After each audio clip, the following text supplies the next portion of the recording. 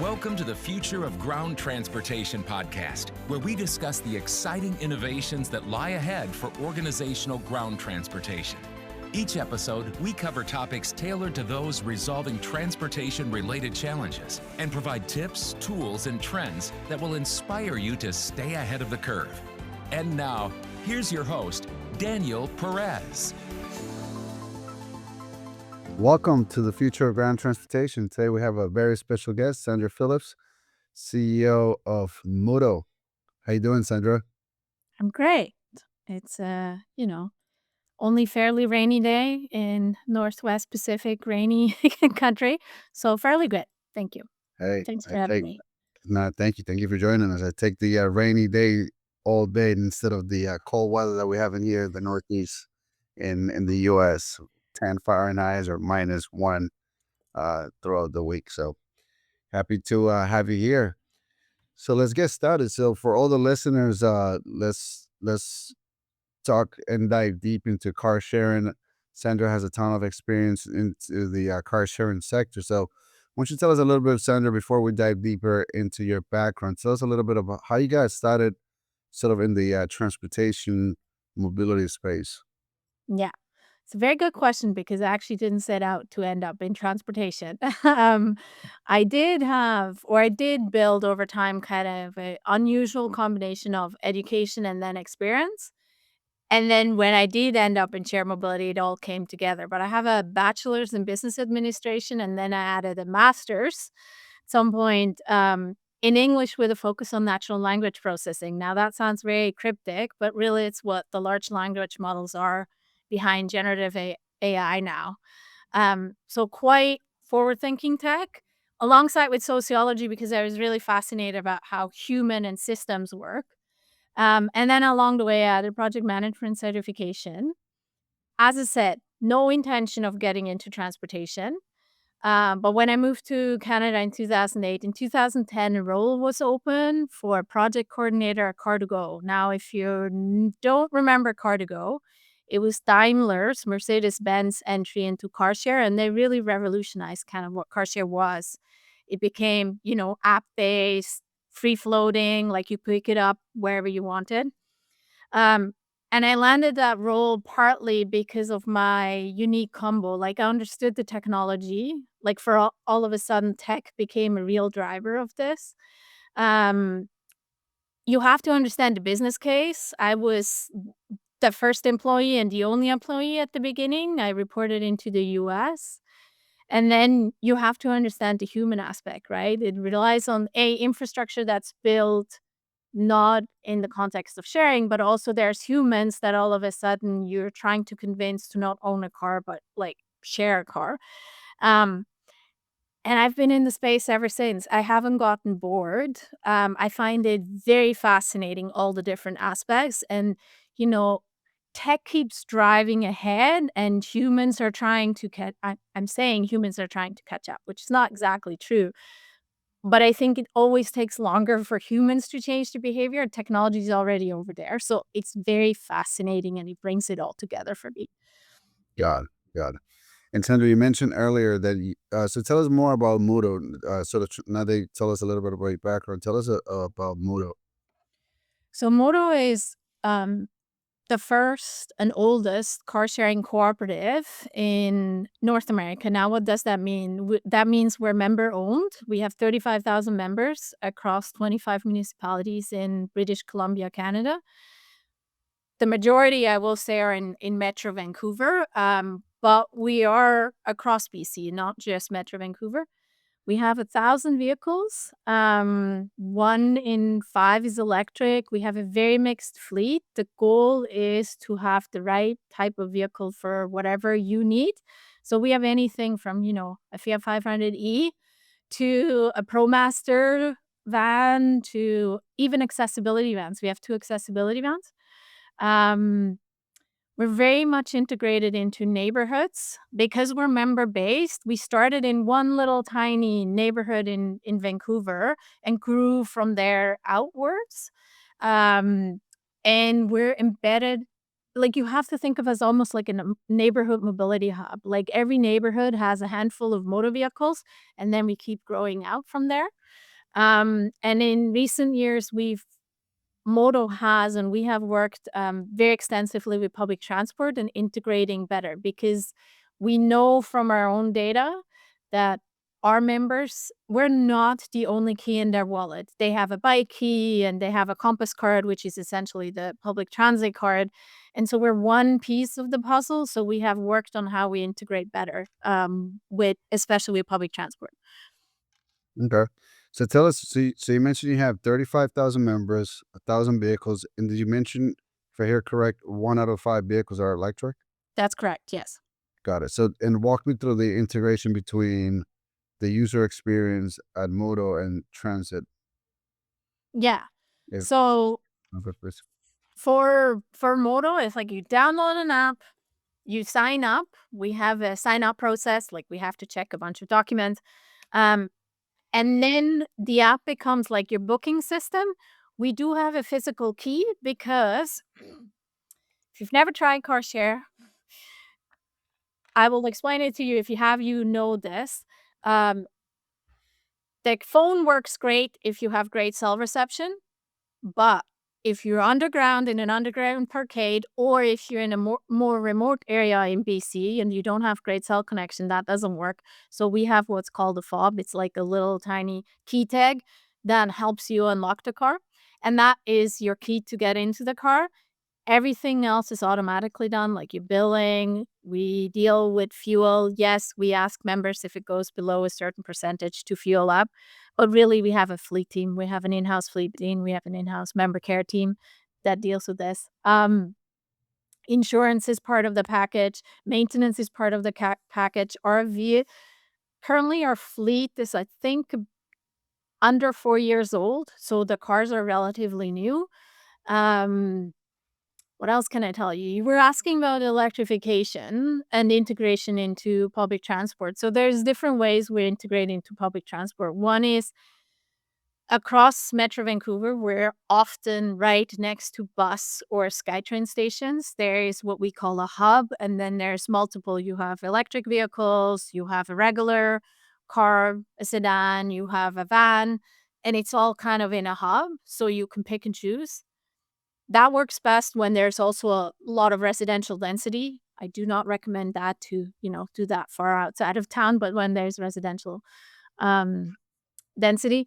And then what we've done for in 2000, I have to get my dates right. In 2023, we launched a multimodal app where Modo was integrated along with another car share that's very popular in Vancouver, Evo, and the bike share into a public transit app. And so you registered once, you unlocked all of us.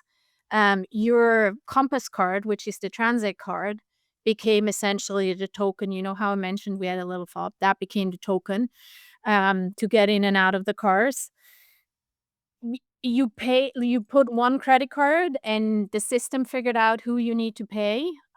So it showed up as an individual line item from Modo, for instance, on your statement, but you didn't have to provide your payment details or your registration details with all of us.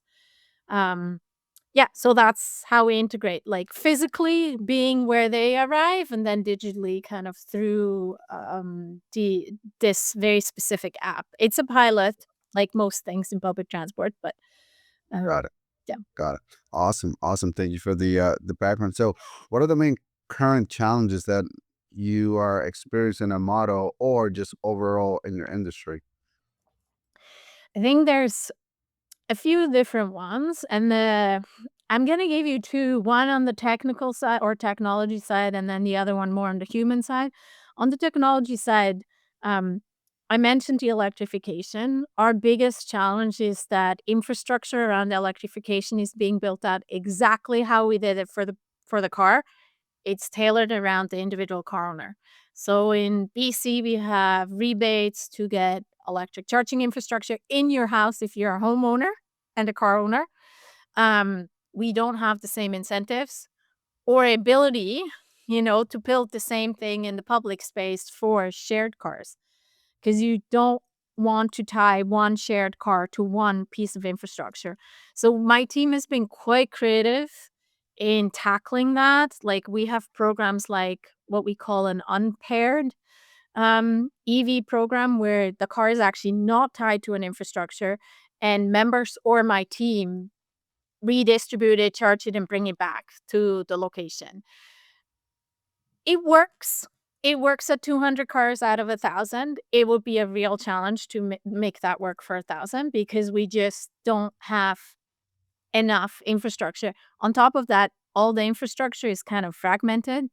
You have lots of different providers with different, and we call it the card salad, right? You have like 4 different charging cards, 4 different ways of charging.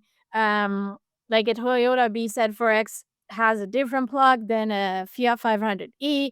Our members are very confused because it's not their car. They don't use it that often. So solving that, unifying that would be great. And building infrastructure, not just for the personal car owner, would also be great. So that's a technological challenge. And I think we can solve that. We're on not on pace, but we're in the right direction. It's moving in the right direction. The other challenge is human behavior. We have this, especially in North America, if you detect an accent, I'm originally from Switzerland. So North America has a bias towards, there's a really strong emotional connection to the car, to the personally owned car. Still is. It's like the symbol of freedom. We forget about the sunk cost that we just pumped into this thing that sits around 95% of the time. So there's also a real challenge around how do we change behavior and how do we make our service frictionless so that when you do try it out, you're like, this is so easy, I'm going to do it again. Um, and that's like, if I had to pick two, the second one is a lot harder to solve because humans also change their behavior constantly. So we think we figured something out, and all of a sudden we need to figure something else out. Yeah. Yeah, that's very well said. So, a couple of questions. So, you mentioned on the EVs, have you guys experienced a lot of challenges keeping up with the maintenance of all those EVs? Yes and no. Yes, we are very well aware, and there's one, not gonna name brands, but there's one specific charging infrastructure where we have a lot more downtime. But we've learned, and so when we have any control, whether that's through influencing what's going into a new building or by putting our own in, we pick different charging infrastructure that goes down less, or if it goes down, we have direct channels. Because that's the other thing. It may, like, they all go down every now and then, but if you have a direct channel versus like a very complicated, also not in BC process of getting it resolved, it helps us. So I think we learned over the years where to focus our energy if we can. Got it. Thank you, Sandra. And you also mentioned the sort of the buy-in from the consumer, sort of the mindset of utilizing this car sharing. So tell us a little bit more about that because I don't, I haven't used a car sharing myself, but is it mainly like what is it like? Most of the users, like, what do they experience, or why don't users use car sharing? I think it's a very good question. I don't think there's one answer only, but it goes back to this idea that if you don't have a car, you don't have the ultimate freedom. You know how all the car manufacturers sold you the car as the freedom machine, BMW's freedom machine?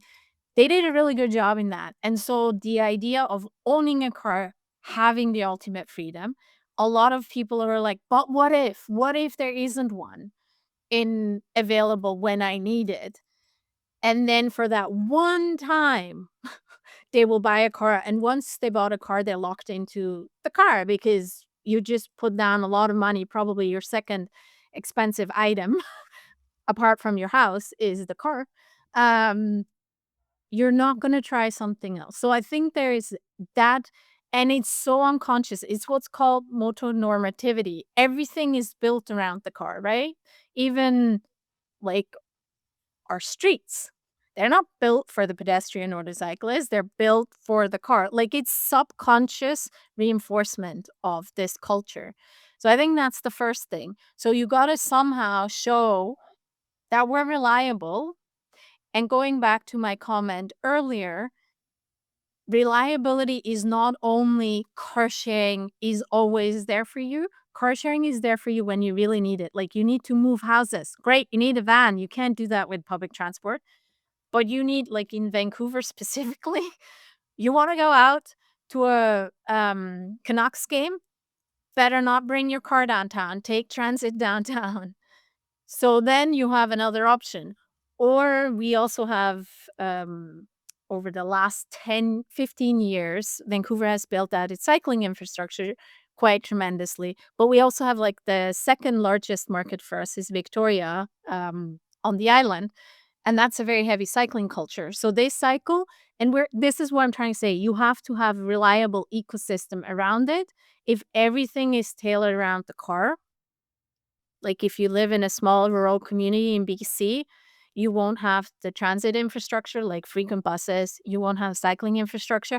It makes it really hard then to rely on car share unless they were, like, I don't know, 500 car shares in that small town, but that doesn't work. So it's like it becomes a network and it becomes a system that works together. So I think that's the second point, because then it becomes reliable and then it's a lot easier.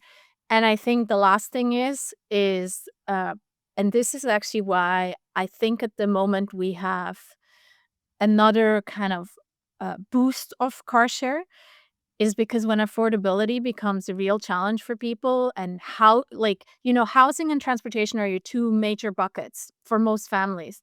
And if you have to start to juggle these, that's when car sharing all of a sudden sees the rise. That's when I started with Car2Go, Daimler jumped on the bandwagon because in 2008, we had the financial crash. And all of a sudden, people were trying to find alternatives because it was like, do I live in the city or close to the city where I work? Or do I have a way of getting around? Um, Yeah. so that plays a role too. And you mentioned affordability. So when it comes to car rentals versus car sharing, educate me there. Like, what is the big difference in price and the overall experience?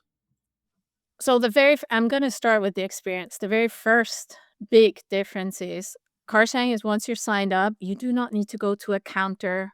You don't have to go, how they always love to upsell you on insurance. None of that. You basically have your key in your phone, and that's it. You don't need to see a human to get your car.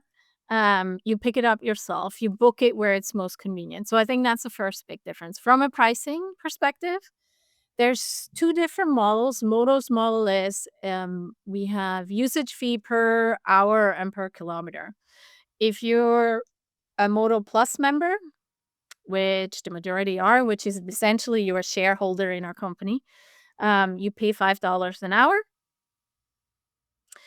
And we have overnight rates. So we just changed it. I think between 9 p.m. and 6 a.m. it's free.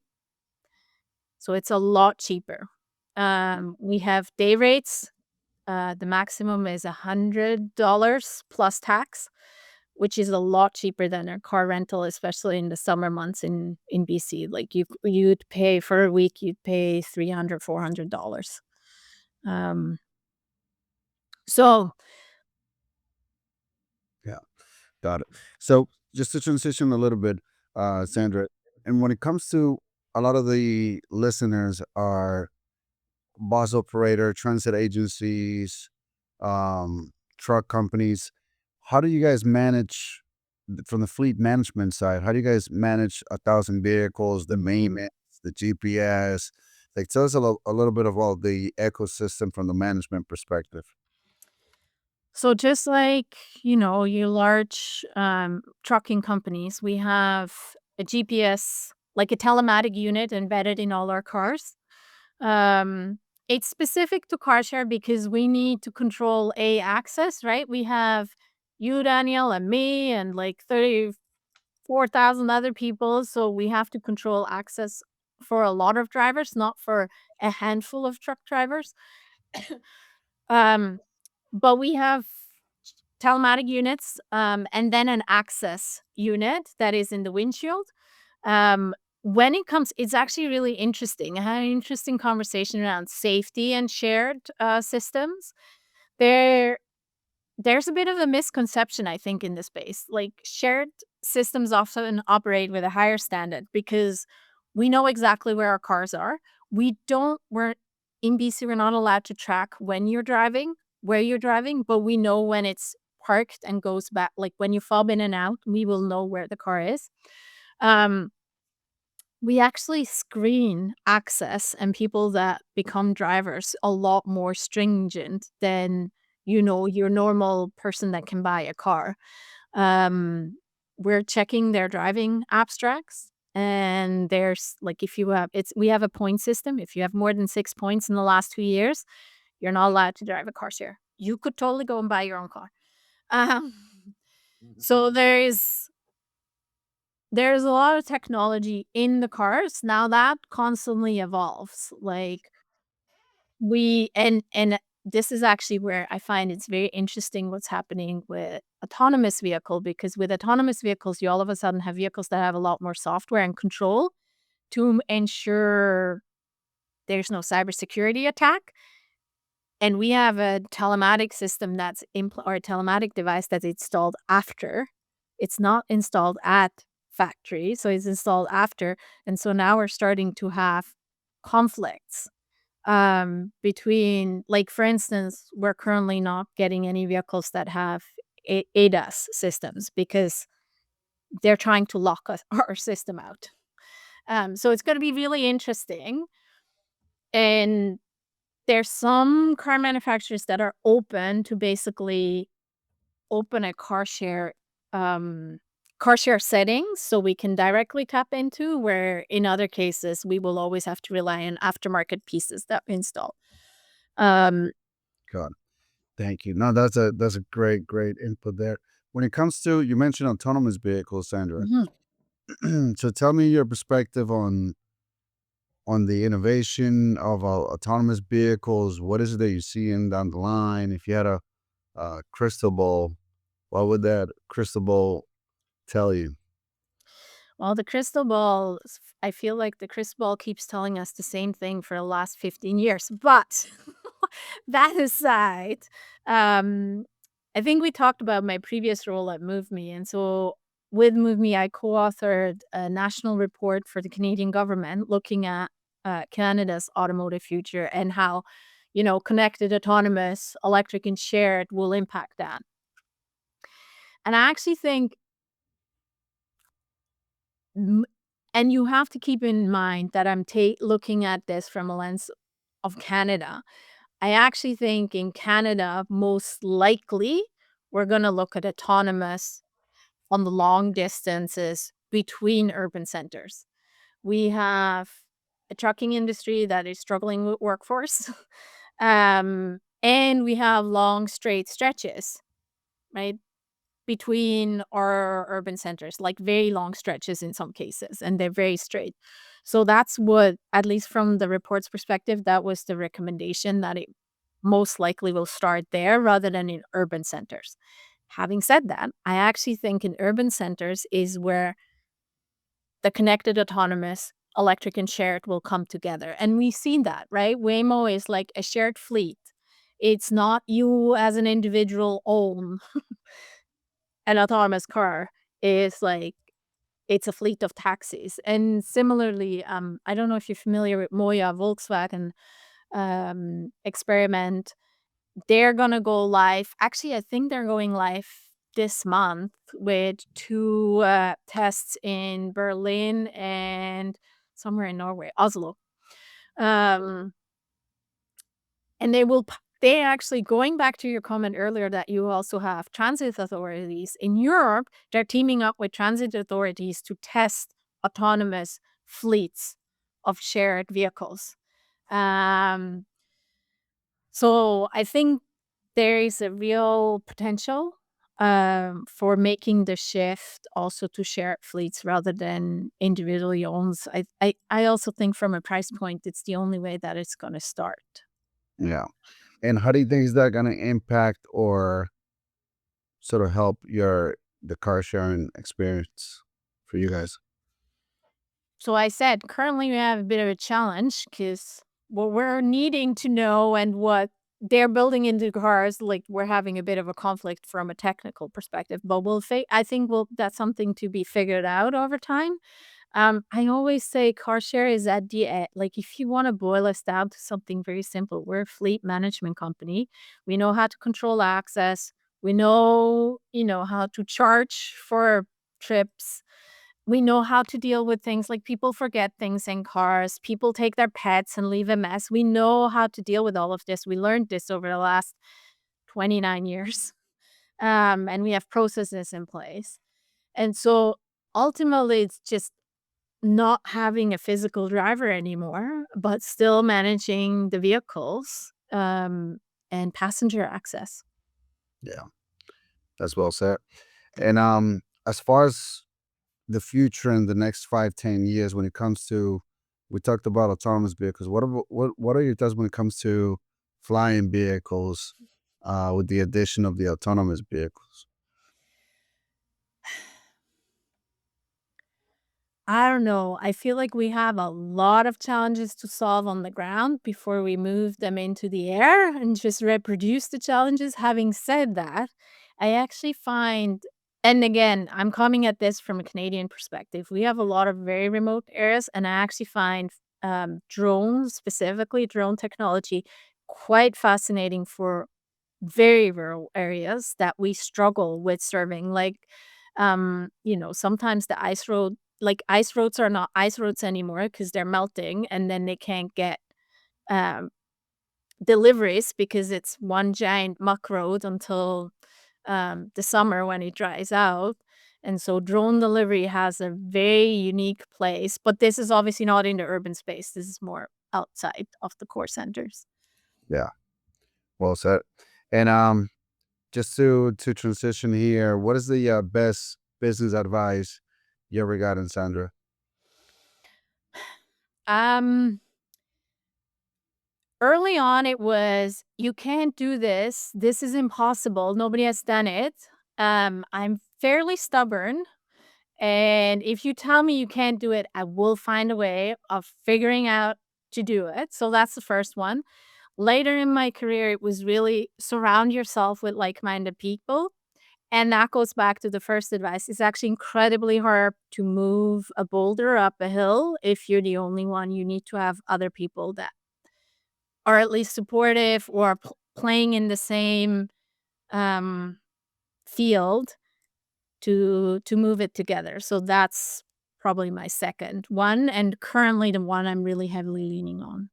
Yeah, I love that recommendation because it sounds so simple and so basic, right? And a lot of times, and I'm not trying to diminish your nugget here. I actually, all the time, I say to myself and to my colleagues that the simple things in life are the things that we normally don't do. And I find myself as a CEO a lot of times very similar to your perspective. I always find a way, and 1,000 people could be telling me that that's not the way. I will figure it out, and then my job is to convince people to find Exactly. that direction. So thank you for mentioning that. And what is the what books do you recommend the most? That took the two books most recently that has the biggest impact on your career, or they recommend the most?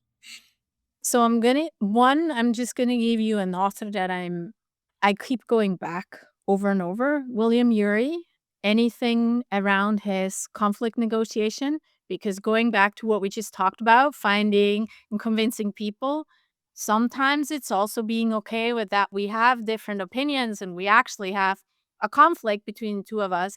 Now, how do we figure out the one common denominator that we can move forward? I keep going back to those books over and over. Getting to Yes is, I don't know how many times I read it. I really like them. The second Yes. one is a very specific one for Modo, and actually probably for a lot of legacy, what I would call a legacy organization these days, and it's called the Octopus organization. It's a very recent book. It came out in December, actually, last year, and I'm not through it all. But the basic premise is we have built our organizations. They describe it as the Tin Man, like, you know how the Tin Man in Wizard of Oz, you give a little bit of oil, then this arm moves, you give a bit of oil here, then that arm. But it's very creaky. Like, processes are very fixed and they can't handle the change anymore that comes at us. Like, the pace of change is just so much faster. This doesn't work anymore. And so the idea with the Octopus organization, I didn't know this, but an octopus has, like, I don't know, 9 arms, and each arm can sense individually and do individual things that the other arms aren't even, aware of. So the idea of how do we create, like in my case, Modo as an organization in a constantly changing world, and it's a legacy organization. It's been around for 29 years. It's a cooperative, so a lot more rigid, but how can I shape it in a way that it's able to navigate the changes that come at us? Like at a much faster pace, and it needs to be more. You can use agile, but the idea of this octopus concept is not just agility for agility's sakes, but it's also independence and the ability to make independent decisions that then still serve essentially the entire octopus, not just the one. So that's my current reading, and my current learning is how to do that, because it's a real challenge. Yeah, no, that's well said. I will definitely check it out. Perfect. So, Sandra, thank you so much. I will definitely put your information on the episode notes. But how can listeners get in hold of you, and what would be the best way? I will say personally, if you want to reach out to me on LinkedIn, it's Sandra Phillips. If you look Sandra Phillips Modo or Sandra Phillips Shared Mobility, I pop up. I'm quite active there. The other way is through Modo. Like modo.coop is our website, and you'll find our contact there. Perfect. Thank you so much, Sandra, for being generous with your time and for sharing all your wisdom behind mobility. Thank you so much for having me. Thanks, Daniel. Great day. Bye-bye. You too. Bye. Bye-bye. Hey everyone, thanks so much for tuning in today. We hope you enjoyed the episode and got some valuable insights. If you're curious to learn more, head over to the resource website at dpvtransportation.com, where we got a ton of useful resources and tools for you to stay ahead of the game. And before we wrap it up, I want to invite you to book a free guest admission consultation or a consultation about your ground transportation program with us. Just register on our website. Is a fantastic way to see how your fleet is doing or how your overall program could be improved. Thanks again for joining us, and we'll catch you next time on the future of ground transportation. Have a great day. Thanks for tuning in to the future of ground transportation. We appreciate you coming along for the ride. If you found value in this episode and want to hear more, please make sure to subscribe to the show.